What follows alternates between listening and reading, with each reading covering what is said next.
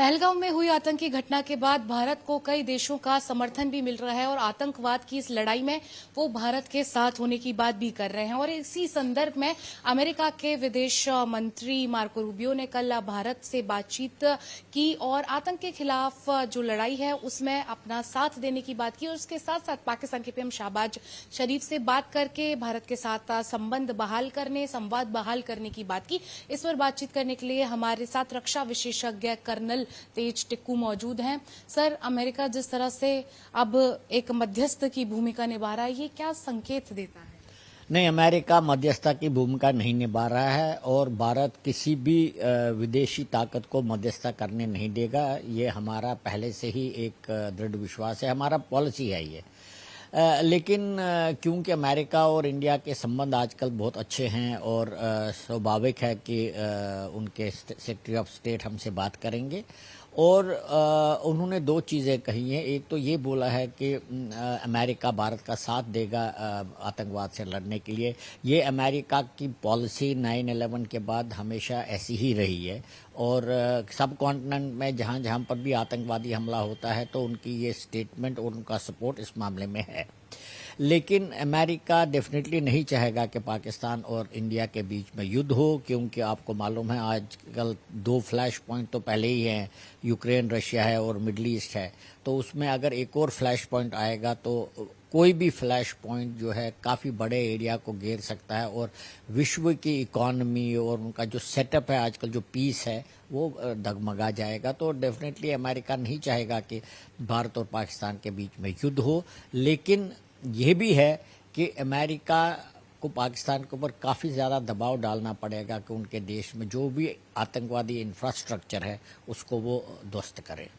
Sir, Bharat ने एक notice जारी किया जिसमें पाकिस्तान के सभी नागरिक और सैन्य विमानों के लिए अपना एयर स्पेस बंद कर दिया है।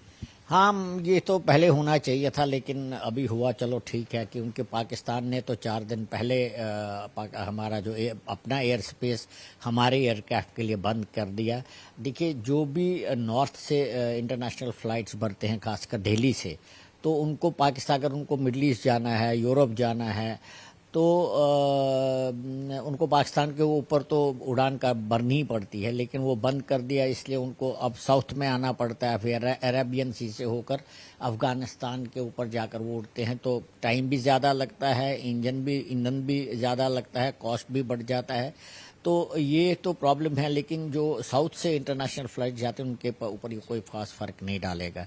जहाँ तक पाकिस्तानी विदेशी यहाँ पर हैं हमारे पास, तो वो इंडिया जो पहले दरिया दिली दिखाता था, हर एक कंसेशन करता था और पाकिस्तान को उसका वैल्यू नहीं पता चलता था। तो मेरे ख्याल से ये कुछ डिप्लोमेटिक कदम जो उठाए गए हैं ये बिल्कुल ठीक है। सर, पाकिस्तान लगातार सीज फायर का उल्लंघन कर रहा है और एलओसी के आसपास अखनूर, कुपवाड़ा, उरी पर फायरिंग भी कर रहा है। इसको लेकर के भारत और पाकिस्तान के डीजीएमओ ने इस हॉटलाइन पर बात की और भारत ने कड़ी चेतावनी उनको दी है कि इस तरह की हरकत ना की जाए। देखिए, पिछले कई दिनों से भारत और पाकिस्तान के बीच में जो लाइन ऑफ कंट्रोल के ऊपर युद्ध विराम की स्थिति थी, उसका पाकिस्तान पहलगाम हमले के इमीडिएटली बाद उन्होंने उसका उल्लंघन करना शुरू किया, जिसके जवाब में भारत भी पाकिस्तान के ऊपर जवाबी कार्रवाई कर रहा है।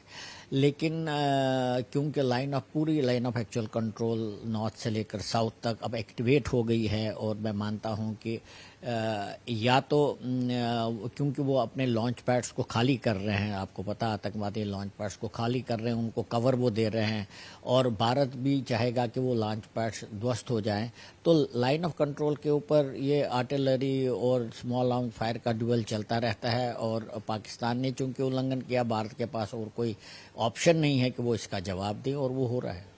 सर, कल भी सीसीएस की बैठक हुई जिसमें तीनों सेनाओं के प्रमुख मौजूद थे। अब ऐसे में हर किसी के मन में यही सवाल है कि आखिर बदला कब और कैसे लिया जाए। देखिए, बदला तब लिया जाएगा और कैसे लिया जाएगा, इसका फैसला तो डिफेंस सर्विसेज करेंगे और ये ऐसा नहीं है कि आप उठो और बदला लेना शुरू करो। इसमें काफ़ी सारी चीज़ों का ध्यान में अध्ययन करना पड़ता है कि आप कोई कार्य, पहले आपके पास टारगेट सिलेक्ट करने पड़ेंगे जिसे ज़्यादा से ज़्यादा नुकसान आप पहुंचा दे।